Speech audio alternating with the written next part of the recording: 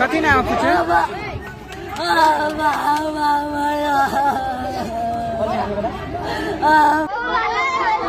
अहिले जुन गोली प्रहार भएको गोल बजारमा त्यो चाहिँ गणेशको 5 दिन अघि बोलबम यात्राको डीजे बजाउँदा सुनसरीको देवानगञ्जमा भएको एउटा सामान्य विवाद अब एउटा जिल्लाको मात्रै समस्या रहेन। यो आगो कोशी प्रदेशबाट मध्य प्रदेशसम्म फैलिएको छ। देवानगञ्जमा आइतबार राति सुरु भएको तनाव बिहीबार 5औं दिन पुग्दा मधेसका जनकपुर, गोलबजार र लाहानमा कर्फ्यू लागेको छ। सिराहामा प्रहरीले गोली चलाएको छ। एक युवकको ज्यान गएको छ।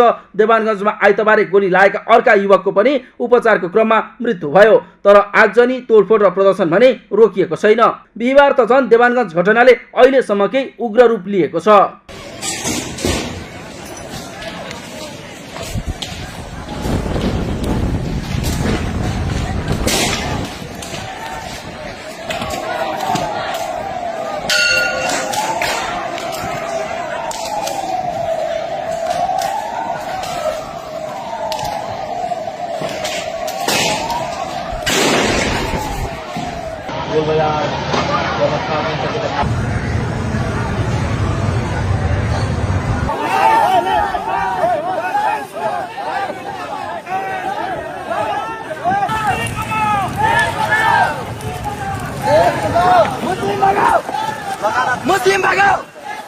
आइतबार राति सुनसरीको देवानगञ्जमा बोलबम यात्राको तयारीका क्रममा डीजे बजाउँदा सुरु भएको विवाद 5औं दिनसम्म पुग्दा झन भयावह बन्यो। बिहीबार त यो तनाव नयाँ जिल्ला र नयाँ प्रदेशमा फैलियो। बिहानैदेखि मधेसको जनकपुरमा देवानगञ्ज घटनाको विरोधमा प्रदर्शन भयो।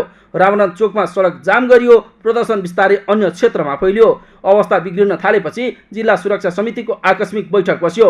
चोक चोकमा ठूलो संख्यामा सुरक्षाकर्मी परिचालन गरिए। सुरक्षाको अवस्था मूल्याङ्कन गर्दै प्रशासनले कर्फ्यू लगायो। उता सिराहामा अवस्था झन खतरनाक बन्यो। गोलबजारमा दुई समुदाय आम्ने सामने भए। स्थानीय प्रशासनले दिउँसोदेखि कर्फ्यू आदेश जारी गर्यो। तर कर्फ्यूले पनि भिड रोक्न सकेन र दिनैभरि प्रदर्शन भयो। ढुङ्गामुढा भयो, आगजनी भयो, महलहरूमा आगो लगाइयो। प्रदर्शनकारीले पार्किङमा राखिएका 11वटा मोटरसाइकलमा आगो लगाए। गोलबजार नगरपालिकाको दमकल बोलाएर आगो नियन्त्रणमा लिनु पर्यो। भौतिक क्षति बढ्दै गयो। केही प्रदर्शनकारी घाइते भएर सडकमै लडे।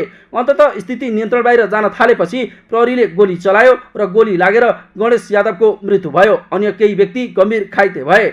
यसरी देवानगञ्जबाट सुरु भएको हिंसा बिहीबार सिराहामा अर्को गोलीकाण्डमा परिणत भयो। गोलबजारको झडपपछि एक गम्भीर घाइतेलाई सुरुमा नेपाली सेनाको हेलिकप्टर मार्फत काठमाडौँ ल्याउने तयारी गरिएको थियो। तर बीचैमा होस खुलेपछि उनलाई धरानस्थित बीपी कोइराला स्वास्थ्य विज्ञान प्रतिष्ठान पठाइयो। उता सिराहाकै लाहान पनि अशान्त बन्यो। त्यहाँ पनि दुई समुदाय प्रदर्शनमा उत्रिए। प्रदर्शन चर्किँदै गएपछि प्रहरीले अश्रु ग्यास प्रहार गर्यो।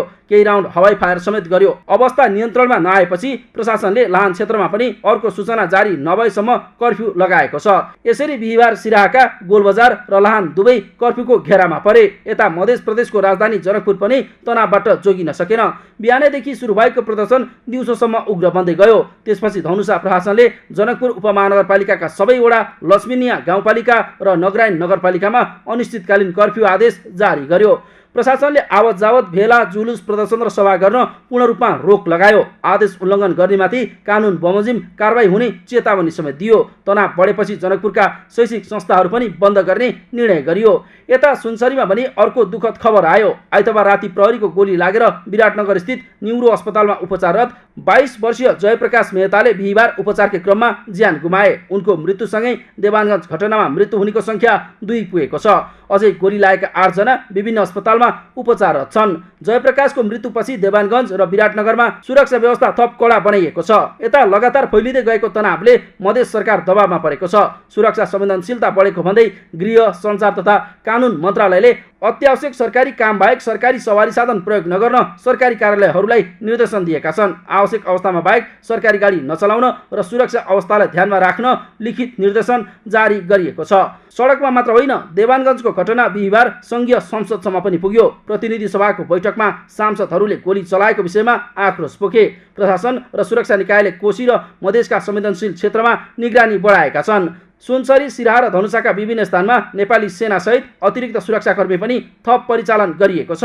स्थानीय प्रशासनहरूले शान्ति, संयम र सामाजिक सद्भाव कायम राख्न सबै पक्षसँग अपिल गरिरहेका छन्।